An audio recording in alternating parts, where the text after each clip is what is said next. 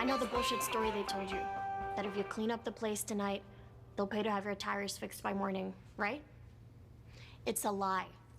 They've said the same story to countless other over the last 20 years.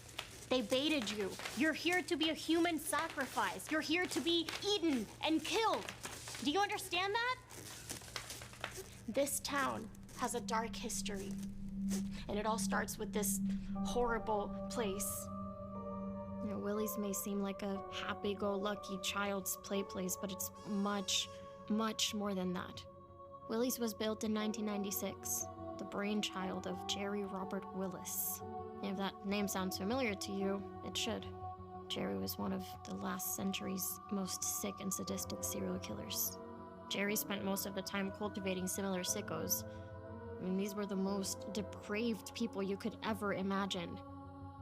Often, Jerry and his crew would whisk away unsuspecting families to the super happy fun room.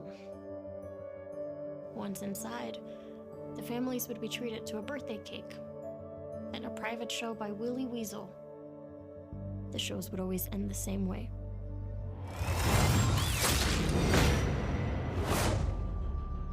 After numerous missing persons reports and suspicious smells coming from the inside of Willy's, the law felt it was time to investigate.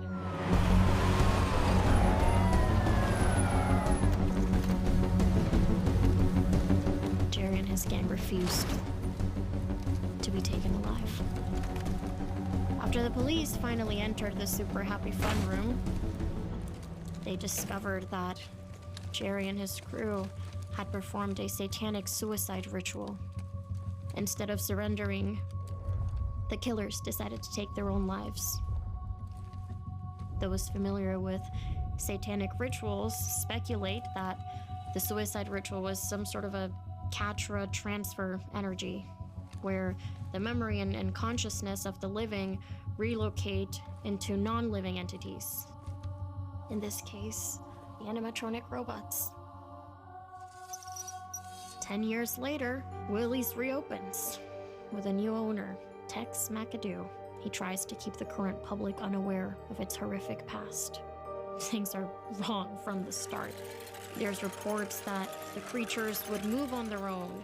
Some would say things they weren't programmed to say. Wanna fuck, daddy?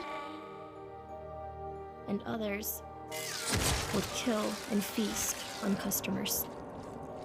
After several ghastly incidents, Willy's closes its doors again. But Tex still doesn't bulldoze it to the ground. Why, you may ask? Because Willy got to him.